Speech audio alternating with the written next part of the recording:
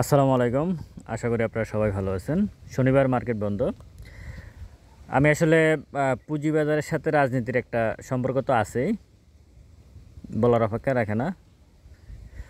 তো রাজনীতি নিয়ে একটু বলতে চাচ্ছি। কেন বলতে চাচ্ছি সেটারও একটা ব্যাখ্যা আছে।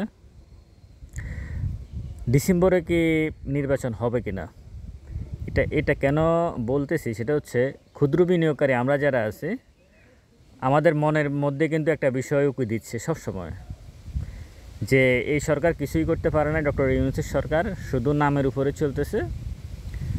হয়তো কখনো যদি অন্য কোনো সরকার আসে ভোটের মাধ্যমে, তারা আসলে মার্কেট ভালো হবে। এটা কিন্তু প্রায় প্রত্যেকটা বিনিয়োগকারীর মাথায়, ক্ষুদ্র বিনিয়োগকারীর মাথায় ঘুরপাক খাচ্ছে। যেহেতু আমরা গত 9 মাসে এই সরকার থেকে খুব বেশি কিছু আমরা পাই নাই। শুধু 9 মাসে আমরা পাইছি 1200 পয়েন্টের মতো ইন্ডেক্স মাইনাস, 80 থেকে 90 হাজার কোটি টাকার মূলধন কমে গেছে মার্কেটের। বিনিয়োগকারীদের পোর্টফোলিও 40 থেকে 50% নাই হয়ে গেছে। তো সুতরাং বিগত সরকারের সাথে অন্তত পুঁজিবাজারের বিনিয়োগকারীরা এই সরকারকে এক করেই দেখবে। মানে আওয়ামী সরকারের সাথে এই সরকারের সাথে এই ক্ষেত্রে, মানে পুঁজিবাজারের ক্ষেত্রে বিনিয়োগকারী এক দেখবে। তারা এখানে আলাদা করতে পারবে না যে না, ওই সরকারের সময় খারাপ ছিল এখন ভালো হয়েছে। ব্যাপারটা এমন না, বরং বিগত সরকারের থেকে এখন আরও বেশি খারাপ হয়েছে পুঁজিবাজার। এখন ডিসেম্বরে এই যে মানে বিনিয়োগকারী হয়তো ছাড়ছেন, অনেকের সাথে তো কথা হয় যে ভাই ডিসেম্বরে নির্বাচন হবে কি না, বা হলে এই সরকার চলে গেলে তো বাঁচি, মার্কেট কিছুটা হয়তো ভালো হবে। আসলে ডিসেম্বরে নির্বাচন হবে কি না এটা সম্পূর্ণ নির্ভর করতেছে প্রথমত ডক্টর ইউনূস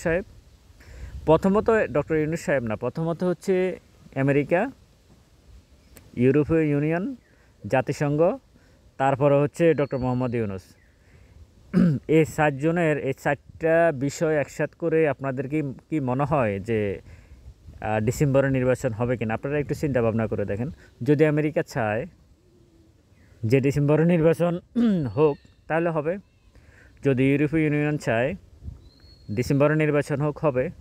এখন হবে কিনা সেটার আমি যদি ব্যাখ্যা দিই, সেটা হচ্ছে, আপনারা দেখেন গত 4-5 দিন আগে ডক্টর মোহাম্মদ ইউনূস একটা বিষয় উঠছিল যে উনি পদত্যাগ করবে, এবং নাহিদ ইসলাম যে এনসিপির যিনি নেতা, ওনার কাছে বলছে পদত্যাগ করবে। ঠিক এই নিউজটা আসার পরেই কিন্তু নিউ ইয়র্ক টাইমস এবং আল জাজিরা কিন্তু প্রতিবেদন করছে সরাসরি, একেবারে নিউ ইয়র্ক টাইমস, আমেরিকান মার্কিন পত্রিকা, ওরা সরাসরি যে প্রতিবেদনটা করলো সেটা হচ্ছে এরকম: বাংলাদেশের একটা রাজনৈতিক দল এবং সেনাপ্রধান সহ পার্শ্ববর্তী একটা দেশ, এই 3টা গ্রুপ একসাথে হয়ে ডক্টর মোহাম্মদ ইউনূসকে কাজ করতে দিচ্ছে না। এটা কিন্তু নিউ ইয়র্ক টাইমসের প্রতিবেদনের মূল বিষয়টা ছিল এটা। আল জাজিরাও কিন্তু সেম কথা বলছে। আপনাদেরকে একটা বিষয় বুঝতে হবে, তার 2 দিন পরেই পদত্যাগের কথা ওঠার 2 দিন পরেই ডক্টর মোহাম্মদ ইউনূস কিন্তু জাপান চলে গেছে। আচ্ছা, উনি তারপর আরেকটা বিষয় আপনারা মাথায় রাখেন যে সচিবালয় কর্মচারীদের এরপরেই এই পদত্যাগে যেদিন করবে বা করবে না, এরকম একটা বিষয় উপদেষ্টা বৈঠক বিএনপিকে ডাকছে, জামাতকে ডাকছে, সব দলকে ডাকছে না। এরপরেই কিন্তু সচিবালয় সরকারি বিধিমালা সচিবালয়ের এই বিষয়গুলো উনি প্রজ্ঞাপন আকারে জারি করছে। এখন আপনারাই বুঝেন, উনি যদি ডিসেম্বরে নির্বাচনে দেয়, এত ঝামেলা ওনার মাথা নেওয়ার দরকার কি?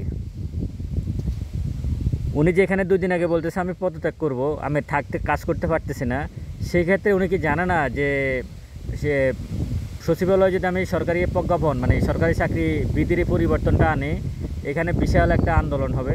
উনি জানতো এটা ভালো করে, আমরা বুঝতেছি, আপনারা বুঝতেছেন, উনি বুঝে না? বুঝে। তাহলে উনি এটা নিয়ে আসলো কেন? এরপরে উনি জাপান চলে গেছে। তাহলে এই কাজগুলো উনি কেন করতেছে? ডিসেম্বরে নির্বাচন দেওয়ার জন্য? একটু ঠান্ডা মাথায় চিন্তা করবেন। আমি মনে করি যে না, ডিসেম্বরে নির্বাচন দেওয়ার জন্য উনি এত প্রেশার মাথা নেওয়ার দরকার নাই। উনি যদি সত্যিকার অর্থে ডিসেম্বরে নির্বাচন দিত, উনি এগুলো কিছুই করতো না। উনি নির্বাচন কমিশনের পুনর্গঠন, নির্বাচন কমিশনের ভোটার তালিকার কি হলো, আমরা পত্রিকায়, মিডিয়াতে এই বিষয়গুলো নিউজ দেখতাম, আমরা দেখতাম না, এই বিষয়গুলো আমরা নিউজে দেখতাম। আমরা এই সরকারি বিধিমালা, সেনাবাহিনীর সাথে প্রবলেম, এটা হচ্ছে ওটা হচ্ছে, হ্যাঁ, এই যে সংস্কার হচ্ছে, মানে এত কিছু উনি নিয়ে আসার দরকার ছিল। তারপর উনি একটা কথা বলতেছে, বেশি সংস্কার কম সংস্কার। বেশি সংস্কার হলো জুনের মধ্যে, তারপরে যায় কম সংস্কার হলো ডিসেম্বরের মধ্যে। কিন্তু ডিসেম্বরে যে নির্বাচন হচ্ছে না, এটা আপনারা গ্যারান্টি সহকারে নিয়ে নেন যে ডিসেম্বরে নির্বাচন হবে না। তার উপর দেখেন বেশ কয়েকদিন থেকে, মানে প্রথম দিকে কিন্তু বিএনপি একটু মানে ডাক করে কথা বলতো, ডক্টর ইউনূসও ডাক করে কথা বলতো। জাপানে গিয়ে কিন্তু ডক্টর মোহাম্মদ ইউনূস কিন্তু সরাসরি একটা কথা বলছে, সেটা হচ্ছে একটি দলেই শুধু বাংলাদেশের নির্বাচন চায়, আর কেউ চায় না। একটা দল বলতে কাকে বুঝেছে আপনারা নিশ্চয়ই বুঝতে পারতেছেন। উনি কিন্তু সরাসরি বিষয়টা বলে ফেলছে যে একটি দলেই বাংলাদেশের নির্বাচন চায়।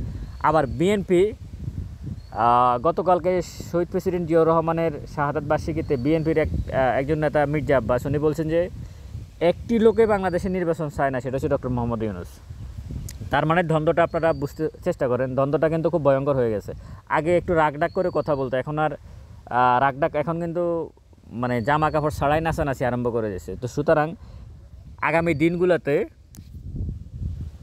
একটা দ্বন্দ্বের দিকে যাচ্ছে দেশ, এটা মোটামুটি বলাই যায়। মানে একটা সংঘাতের দিকে দেশ যাচ্ছে। সংঘাতটা কি মনস্তাত্ত্বিক হবে, না রক্ত দিয়ে হবে, না কী দিয়ে হবে, এটা সময় বলবে। কিন্তু একটা সংঘাত হতে যাচ্ছে, এটা মোটামুটি পরিষ্কার। এনসিপির সাথে কে পারবে না পারবে সেটা ভিন্ন বিষয়, কিন্তু দেশ যে অস্থিতিশীল হবে এটা কনফার্ম।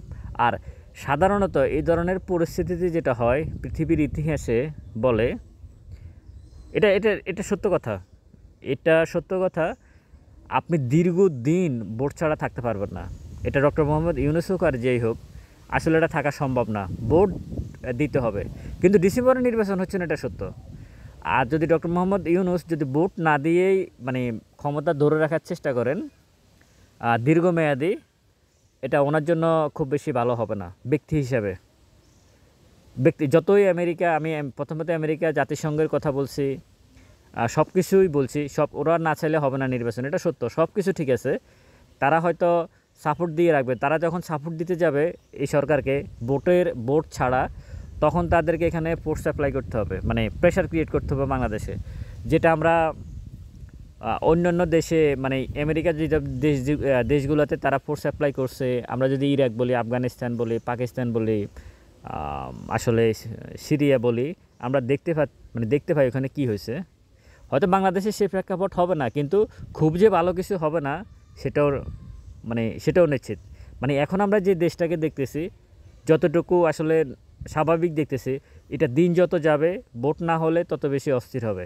সে অস্থিরতা কোথায় গিয়ে থামবে সেটা সময় বলবে। তবে এর সাথে রাজনৈতিক দলগুলো, বিশেষ করে আমি ব্যক্তিগতভাবে মনে করি বাংলাদেশ জাতীয়তাবাদী দল বিএনপি এবং আওয়ামী লীগ, যারা এই মুহূর্তে দেশে নাই বা যারা এই মুহূর্তে আসলে অনেক বেশি কোণঠাসা অবস্থায় আছে, পালিয়ে গেছে, হয়তো কখনো আমরা দেখব যে এই দুইটি দলেই একই ফর্মে ডক্টর মোহাম্মদ ইউনূসের বিরুদ্ধে আন্দোলন করতেছে যদি ভোট না হয়। আর একটা বিষয়, ডিসেম্বরে আমি যদি আমার শিরোনামটা এটাই বলি যে ডিসেম্বরে কি ভোট হবে কিনা, আমার উত্তর হচ্ছে না, ডিসেম্বরে ভোট হচ্ছে না। ভালো থাকবেন সবাই, ভিডিওটা শেয়ার করবেন। আসসালামু আলাইকুম।